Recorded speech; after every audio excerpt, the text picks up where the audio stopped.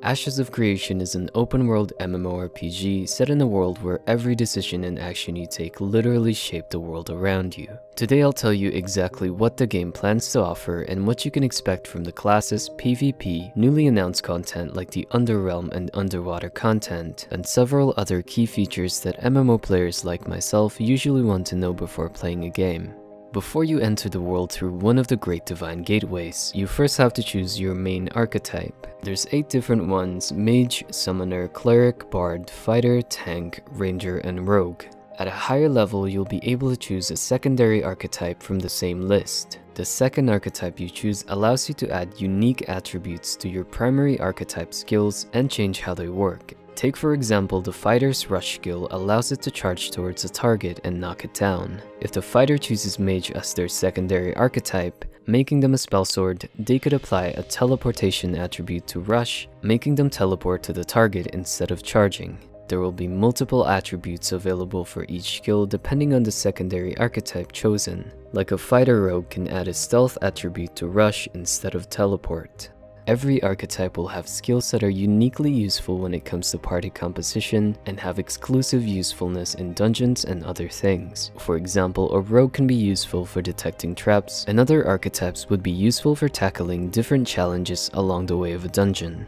On top of the 2 archetypes, your racial choice is important too. You'll be able to choose one of the 8 confirmed races: Kalar and Velun of the Ayla humans, Empyrean and Pyrai of the Pyrian elves, Renkai and Vek of the Kaivek orcs, and Duner and Nikua of the Dunzinkel dwarves. Your racial choice will affect your stats and give variations to your primary skills similar to the secondary archetype mentioned before. We don't have the details of what the ups and downs are for each race yet, but we do know that a new playable Underrealm race with beast-like attributes will be added if the game reaches its stretch goal on Kickstarter. The combat system is going to be a combination of both tab targeting and action-based positioning that will determine whether or not some abilities will land or how effective the abilities become. The combat will be mobile, so you're not just going to be standing around casting lightning out of your hand and always hitting your target. You'll have to be dodging and positioning yourself to better aim, because some of your skills will be directional.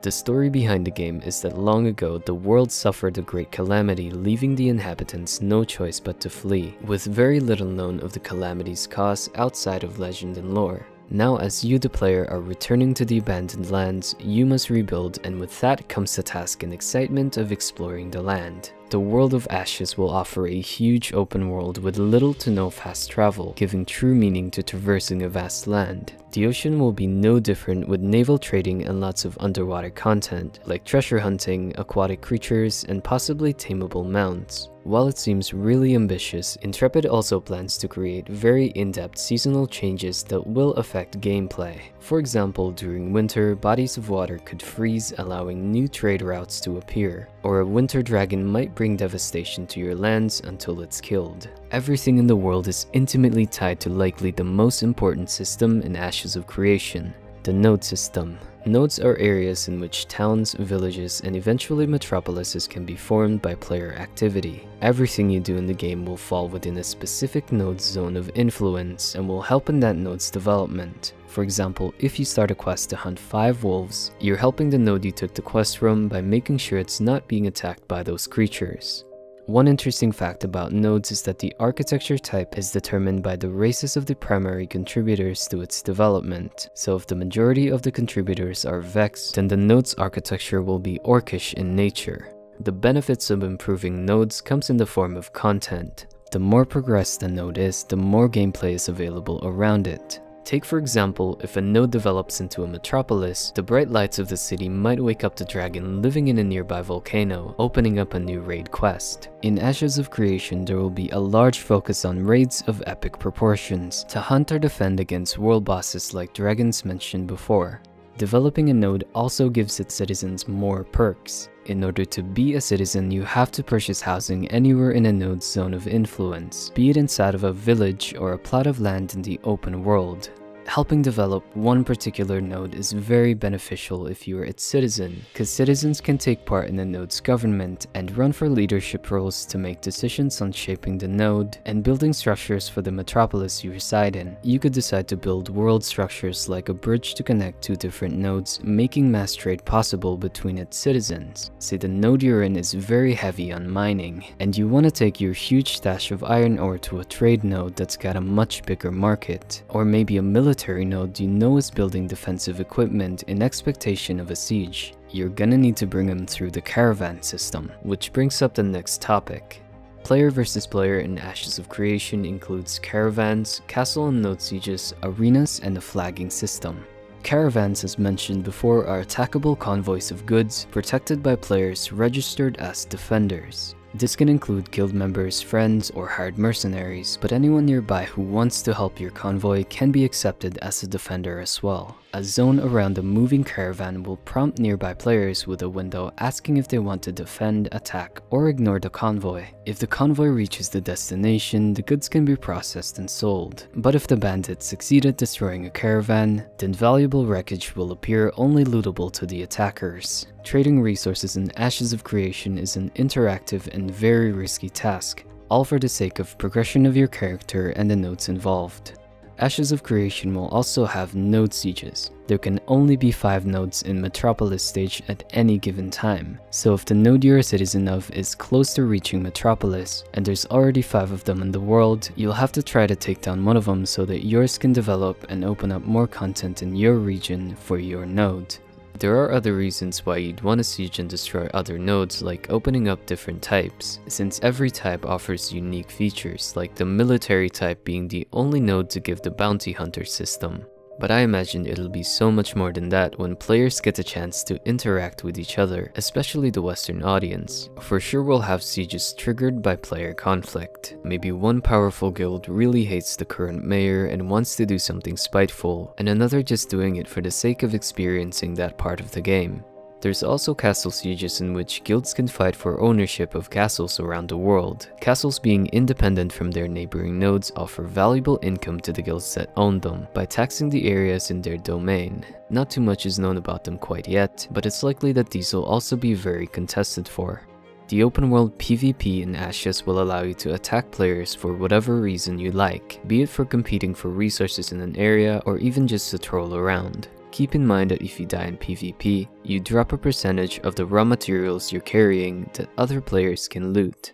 There are 3 states that a player can be in the game: non-combatant, which is green, combatant, which is purple, and corrupt, which is red. By default, every player is a green player. When you attack someone, you become a purple player. If they attack back, they become purple as well, and you aren't punished for killing them. If they don't attack back and you kill them, you become a red player, which gives corruption score based on a number of factors including your level difference. Corruption makes a player less effective in combat, making it difficult for one player to randomly kill everyone in their sight. If you're killed as a purple player, the punishment for death is half of that if you were a green player, so it's actually encouraged to fight back instead of just letting your attacker have their way with you. But if you die as a red player, then you suffer penalties at 3 times the rate of a green player, and you have a chance of dropping any carried or equipped items based on your corruption score. There's also going to be arenas with varying team composition from 1v1 to team-based PvP. Not much is known about these yet, but we do know they will have leaderboards and rating systems. Personally, I hope there isn't too much of instance arenas like Blade and Soul or Revelation, cause the vibe I'm getting from the Intrepid team is that they really want to give players a good open world experience. Every race in Ashes will have a unique mount. There will also be tameable mounts in the wild, quest mounts, epic mounts, and a few other type of mounts. Dragons, though only available to kings and elected mayors, are considered as epic mounts, and will have strong fighting abilities, as opposed to them just being flying horses used to go from one place to another, which is pretty cool. I've always wanted to make a flying mount fight for me like a Lord of the Rings Nazgul. Breeding will also be a thing for mounts, and mules used for greater carrying capacity when transporting goods. Pets will also exist, but not much has been said about what they will actually do, so we don't know if they'll give buffs or attack for you. However, they have said that picking up loot is being considered as a feature. The depth of the character creation is still something we haven't seen anything of, but the developers have said that the level of BDO's character creation is what they're going for, which I feel is a pretty high bar, so I'm really looking forward to seeing what they can come up with. We do, however, know quite a bit about customization beyond initial creation. Fashion items will be obtainable in the game and in the cash shop, and there will be dice as well, but they'll be locked behind crafting and achievement walls. There will also be transmog and other gear appearance customization available through crafting.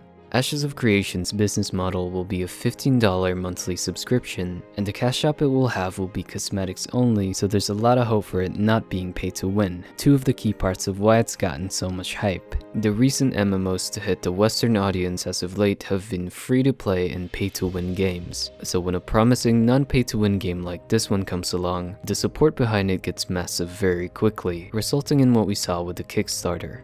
At the end of the day, we all just want a good fantasy game to play, so I hope that Ashes of Creation will deliver.